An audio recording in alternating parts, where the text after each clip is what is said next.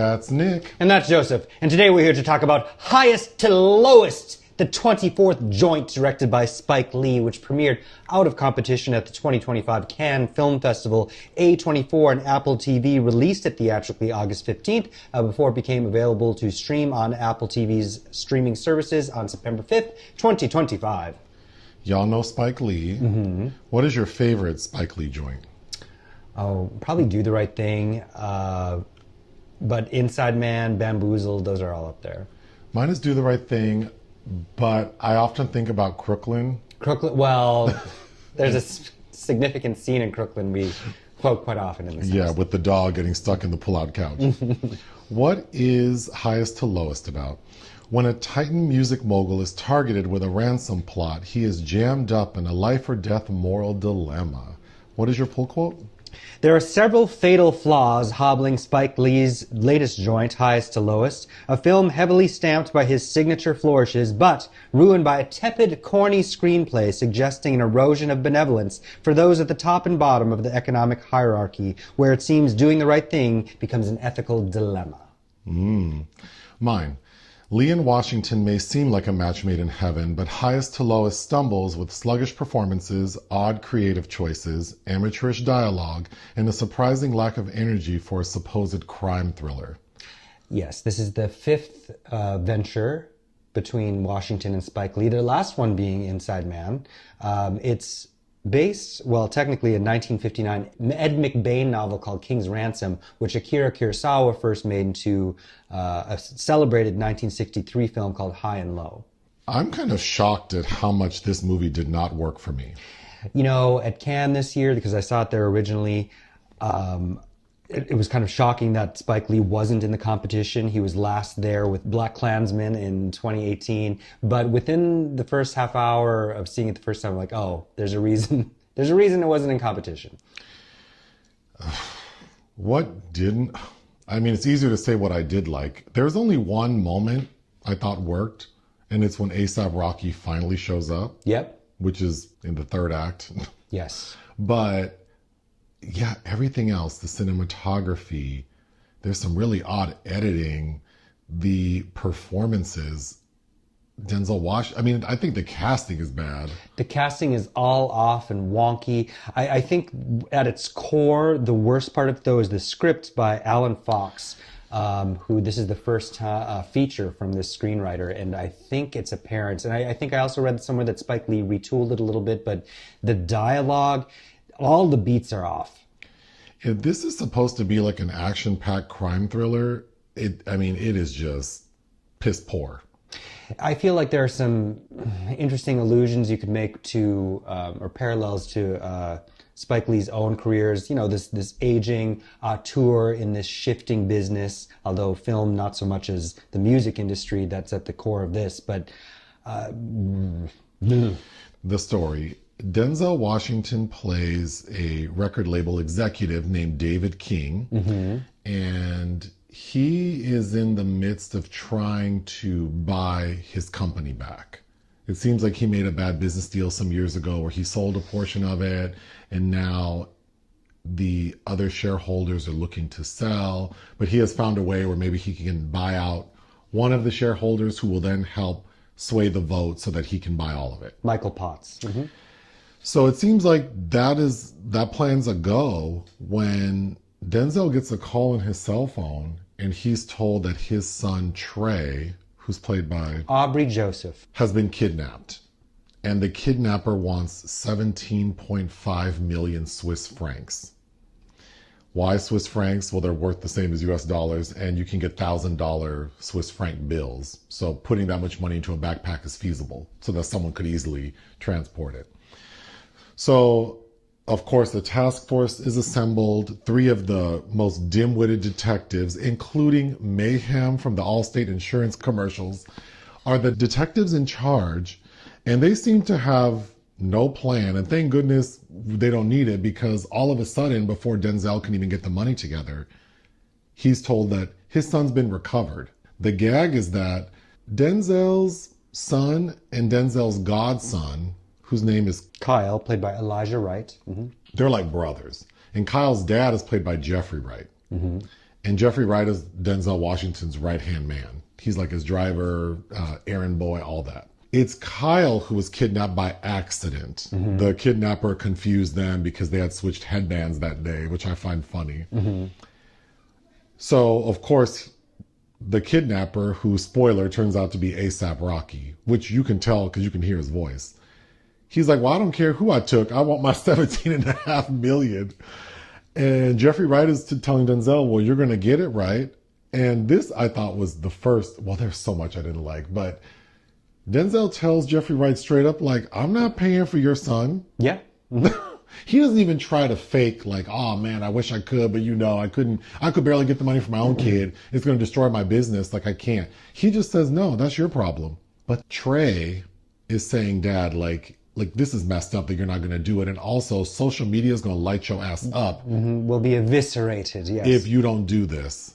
And that's not enough to sway him. In fact, the detectives say, can we just tell him you're going to do it? And then we can sort the rest out later? Like, which I don't know why he just didn't offer that to Jeffrey. Exactly. That seems to... That's what I would have done. There's no skin off your back. I would have said, yeah, girl, I'll front it. And then once shit goes left, it's like, well, I don't have it. But he tells the detectives, no, I'm not even willing to pretend I'm going to give the money. But then all of a sudden, the film didn't help me understand what was his change of heart. But all of a sudden he's like, we're going to do it. And then literally we cut to the next scene and there's 17 million francs on a coffee table. And we'll get back to that. Uh-huh. Now it's like, okay, it's go time. And A$AP Rocky gives him instructions and it's all involving like transporting the money on a train. Yeah. And it's in, the subway while it's Puerto Rican pride parade in the background. Mm-hmm. And then the most unbelievable moment is Denzel accidentally drops the money. And there's someone there to pick it. Like, the train is like one of those like above ground. I don't know New York public transit very well, but it's like an above ground train. Mm-hmm. So when Denzel drops the money, it's to street level. And there's someone there who catches it. And then throws it to someone on a motorbike and they take off. A well-choreographed network of criminals that get this backpack, and then there's a dummy backpack full of tampons that... To be clear, A$AP Rocky had told him, you need to drop the money. Mm-hmm. But Denzel's fumbling and accidentally drops it. So it's like, what are the odds that they're... I just thought that was so poorly done. Yes. But anyway, now they have the godson, Kyle. He's been returned, but the money's gone. And they put trackers in the money, but they lost it. So that's a wash. Now the detectives are trying to interview Kyle to figure out, like, how can they get clues to find the kidnapper. That doesn't go very well. Denzel's the one who actually figures out who it is because A$AP Rocky is an aspiring rapper who had sent Denzel a demo and Denzel never called him. And so A$AP's mad and decided to kidnap his kid. And so one day, just one scene, we get Denzel walking at night over the bridge, and he's listening to the song that was playing when we saw Kyle being held captive. Mm-hmm. It's one of the few details that he can give the detectives, this repetitive song. So Denzel runs to the detectives who are trying to interview Kyle, and he says, I figured it out. I know who it is. The song that Kyle was saying he heard, that's a rapper who sent me the song. And major clue. Any episode of Dateline, you would know that those detectives would have chewed that shit up. These detectives who are always in the same scene together, attached at the hip, I don't know what. They say, we don't need that. They are so rude to him. They're like, we'll investigate your little clue when we get to it. It was unbelievable. Uh-huh. So Denzel figures out who it is because Jeffrey Wright is supposed to be like out in these streets. Uh-huh. I don't know. He's supposed to be a thug, which we'll get back to the casting. But the irony that Jeffrey Wright is playing the character that he was basically making fun of in American Fiction is too much for me. Yes. But his character literally texts the streets. Like, who knows who A$AP Rocky is? On the low, yo. On the low, yo. And then immediately they get an address, they go there, and thankfully A$AP's girlfriend, Motormouth Mabel, because she recognizes Denzel Washington, like, oh my God, A$AP worships you. And she's also a singer, Princess Nokia. He's going to be so excited you're here. In fact, if you want to go meet him, he's at the record studio like around the corner, 377 North whatever street. And this lady has his wife's bracelet. Part of the ransom at the last minute, ASAP's like, I want that 17 million plus your wife's Cartier bracelet. Because I see she flashes it on social media. Who's wearing that bracelet? The damn girlfriend. So the only scene that worked in this film for me is when Denzel goes to see ASAP Rocky in the studio. I agree. And they have a really... I have to believe that most of that dialogue was maybe like ASAP Rocky's own. Like he might have like ad-libbed it. It would seem because it's the only scene that has any real energy in the film. Yeah. And you would think this will be the end. Because I was thinking, wouldn't it be the perfect end if Denzel realizes, if I sign this kid, if I get him to give me back my money and I sign him, that would be a gag. But no, he says, I'm not signing you. And then he tries to get away. He gets caught. ASAP Rocky gets arrested. He's sentenced to 25 years. And then you think, okay, well, now the movie's over.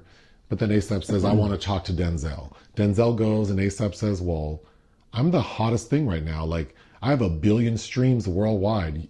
I'm going to let you sign me. And Denzel says, no, I'm all about the music now. I'm going to start my own record label. I don't care about the business. He's going to walk away from stacking hits. Oh my God, the name of the record label is Stacking Hits, which I hated. Also, we know from earlier in the film that his business acumen's not the best. Like he admits that him selling his portion earlier on is what put him in this bad situation now. And the record label's not doing well, and this character is not exemplifying any proof that he knows how to turn things around. And then the one shot you get to hire this felon who kidnapped your kid, all this publicity, all these streams, and you say, no, I'm not going to do it. Then you think the film would end. No.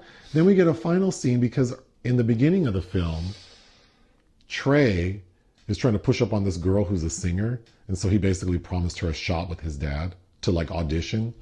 So we get this girl auditioning. And I thought that this was just not what we needed to end this movie. Because she sings this song and she's beautiful and has a lovely voice, but they're acting like Whitney Houston entered the room. Mm-hmm. And she's not even Alicia Keys. And she sings this full, we have to listen to the full song. The whole song. Which she says, this is my pianist, he's going to accompany me. But the song is clearly like it has a full band. Like there's drums, a guitar. It's so weird. And we see the family watching. Oh God. Denzel, the wife, and the son. Denzel trying to interact with music in this is like watching Oprah. When she didn't know the lyrics to We Belong Together when Mariah Carey was performing. That's how he's That's acting. how Denzel is acting in this. And then in the end, when she finally finishes this long-ass song, he goes, what's the name of the song? And this lady had repeated a line in the song, and you would have thought that that would be the name of the song. Because she says, like, the light a few times. No, she goes, the name of the song is Highest to Lowest. That made no sense to me. The groans at the screening I was at in Cannes. That was so stupid. At that moment. Because not only does the song not, I mean, the lyrics kind of imply that you were one place and another, but also A$AP Rocky in his scene with Denzel, he talks about how, oh, I was trying to get at you when you were at your highest and I was at my lowest. Why did they make the name of her song Highest to Lowest? It's so stupid and corny, like so countless moments in this movie. But even before that, her name is Sula, the character. Yes. And Denzel's like, do you have a stage name? And she's like, Sula C. Singh. And he's like, what does the C stand for? And she says, can. That is for someone that has the best ears in the biz, that name has no flow. Sula C. Sings. That's not like Vivica A. Fox. No, it's so awkward to say. Oh, I think this script is terrible. I am so sorry.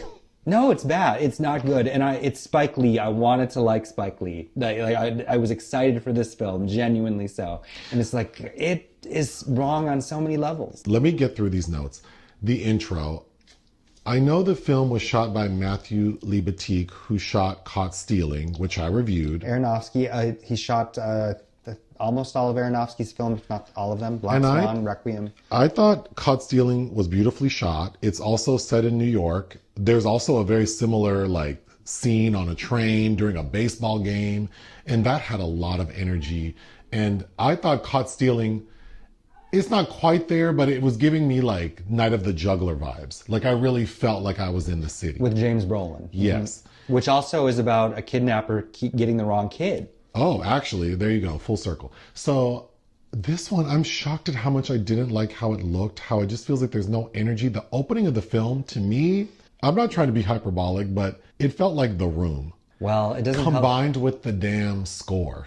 Howard Drawson, who Blanchard is usually Spike Lee's composer, but Drawson's worked with Spike Lee before. I know on The 25th Hour for sure with Edward Norton, but yeah, it's really intrusive and jarring and loud. It's this orchestral like it's ever present, and when we're not hearing that intrusive score, the soundtrack is filled with classic R&B and funk, which I love. But it doesn't make sense because David King, Denzel Washington's character, who tells us that he built this empire over 25 years. So that means that Diddy predates him. So to me, Denzel's too old. Yes. And all the musical references don't make sense. Why are we hearing songs from the 60s and 70s when this man made his money in this empire from early 2000s? Well, just like also the magazine covers we're seeing are clearly of Denzel from the 80s, which is 40 years ago. That doesn't make sense. Then even his son tells him at the end, like, Dad, after all of this and now you're going viral for being a superhero, 4 of the top 10 Billboard hits are from Stackin' Hits. Oh, Stack. And then someone says, oh, it's almost like it's 2008 again. That was this man's heyday. This character should have been played by someone in their 50s, not a 70-year-old man. Granted, Denzel looks great. That hair is nicely colored. He looks, fit and enough. But it's just like, it doesn't make sense. Why are we hearing songs that don't make any sense for this character, for this record label, or if his goal is to reinvent Stackin' Hits? Because that's what gets him into trouble besides the kidnapping, is that he's accused of fraud. Because the $17.5 million, okay, I hated that.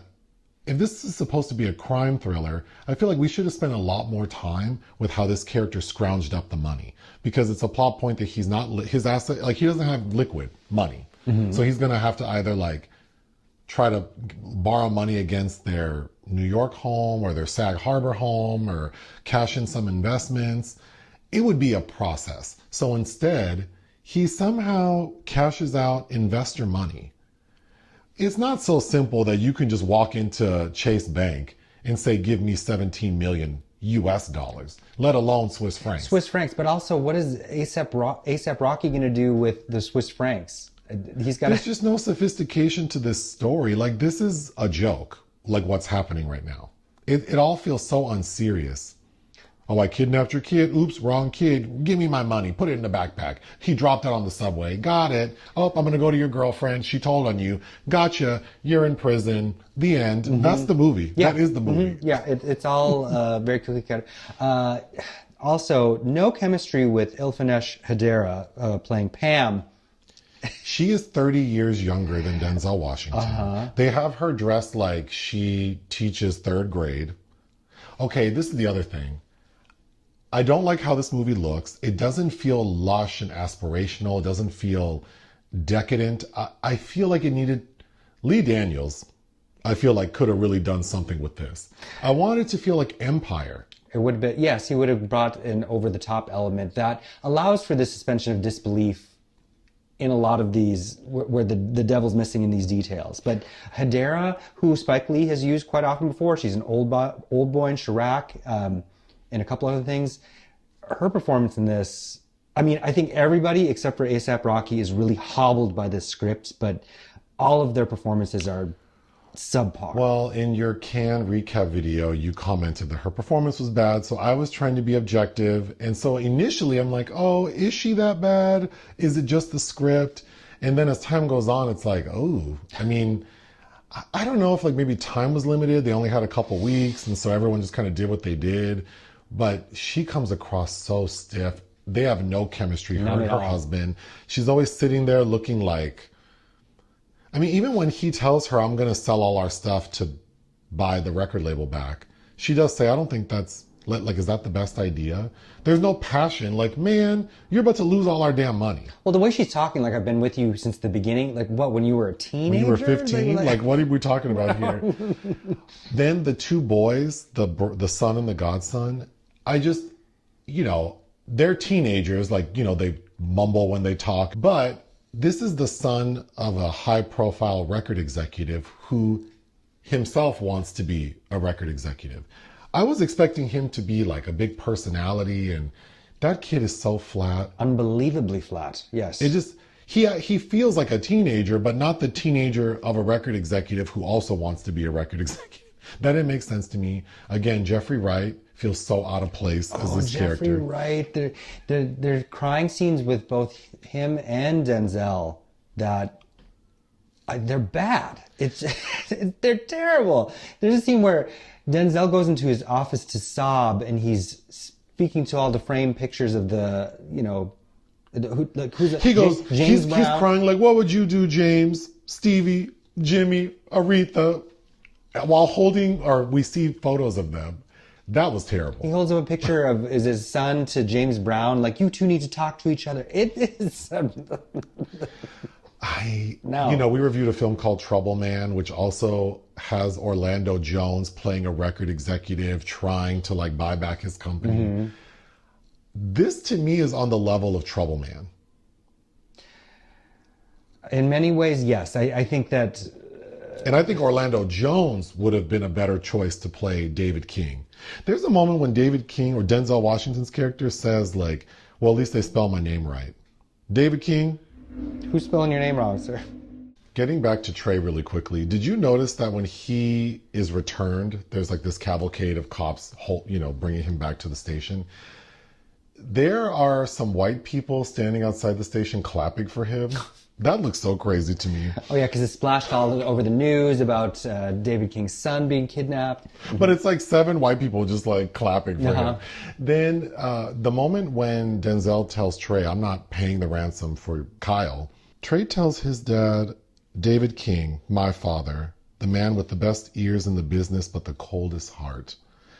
And Denzel proceeds to basically tell him, like, until you pay any bills in this house, you're not going to tell me shit. I just can't believe that the development of this character didn't include him. I just think that his character needed to feel a little more, like, slick. I mean, he's a record executive. He's clearly used to telling lies and fooling people. Like, why didn't he try to convince everyone that he's doing the right thing and make his son feel comfortable, even though he knows damn well he's not going to spend this money? He's just very earnest. And it doesn't seem to fit this character. No, I don't really understand the interiority of him, other than he wants to get back to the essence of the business that he has had to abandon. Okay, these 3 detectives, the 3 stooges. So we have Dean Winters as like, I wouldn't call him like fully racist, but he shouldn't be in law enforcement with them. Well, because I think it goes beyond, it's more classist. I think he is racist, but it's because it's how they treat the Jeffrey Wright character.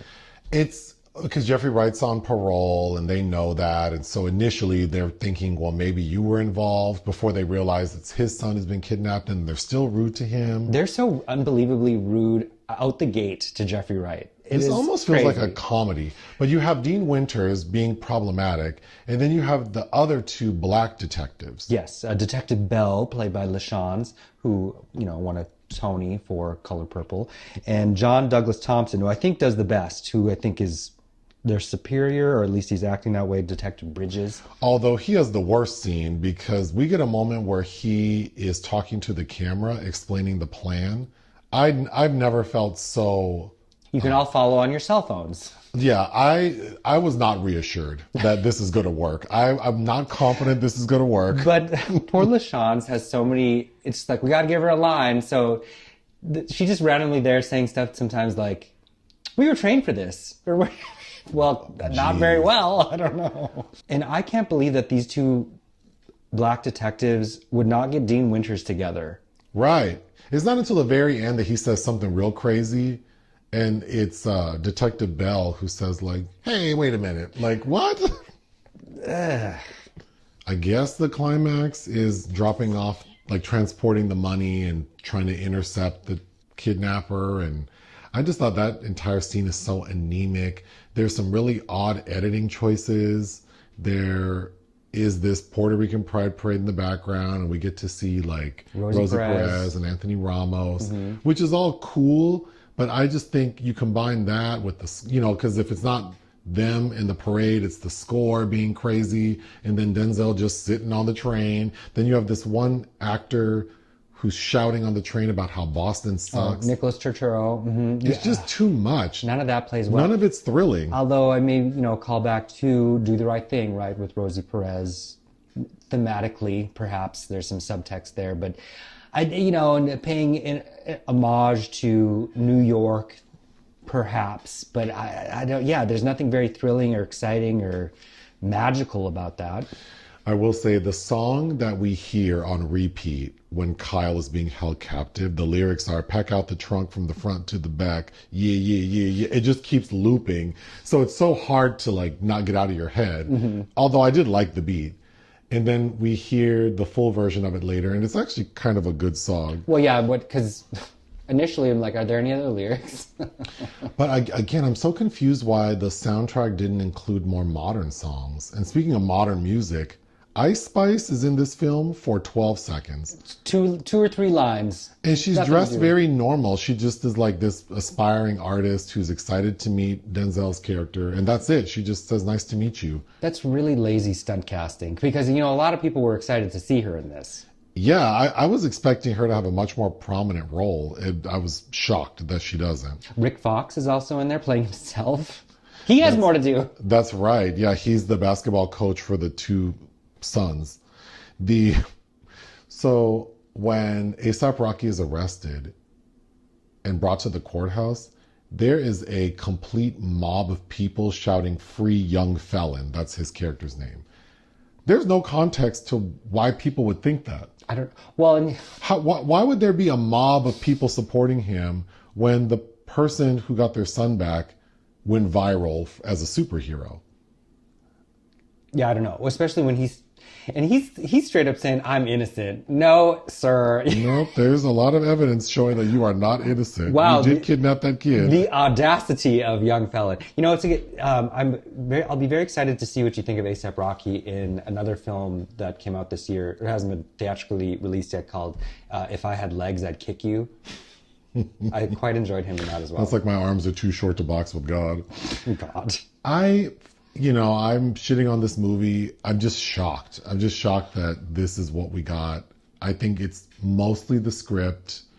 The production is not where it needs to be. Well, Denzel is doing a lot of those mannerisms that he's done for years as well that are kind of caricature now. Yeah. There's a lot in this that's laughable in a way that is not meant to be. And it's really, I think it's just really disappointing that it seems like such a fail for me from Spike Lee. That being said, I would recommend people watch it just to witness, like, LeVar Burton said, "Don't take my word for it." Like this, I mean, it's certified fresh on Rotten Tomatoes, so I don't know if people are afraid to say they don't like a Spike Lee joint. I'm not. Especially when like Do the Right Thing is like a 5-star movie to me, and so many others are like classic and so inspired. And then to remake a movie and have it be this corny is crazy to me. And there's a really interesting history behind Kurosawa's, who there were a lot of kidnappings going on in Japan at the time, and he had his own fears about his daughter being kidnapped because there were threats of that happening. And there are lots of callbacks to that film, like the thing on the train, the money. If I'm recalling correctly, that the kidnapper wants, he wants it placed in something of a certain dimension so that it could be stuffed out of this train window and he could elude capture. But that is also, economically related, but it's less personal because the kidnapper in that was just kind of jealous of this shoemaker, this man who is trying to orchestrate a corporate takeover of the shoe company at the time that the kid is kidnapped, is just jealous. Like everybody can see this house on top of this hill that they are envious of. So I think that there are lots of interesting ideas in what Spike Lee's trying to do in the industry and the perspective that is shown from Denzel's character, but it's just not well tuned. What would you give highest to lowest? A 2. Yeah, this did not work for me. I would give it 2 out of 5. Join us on Patreon and listen to our podcast. Bye.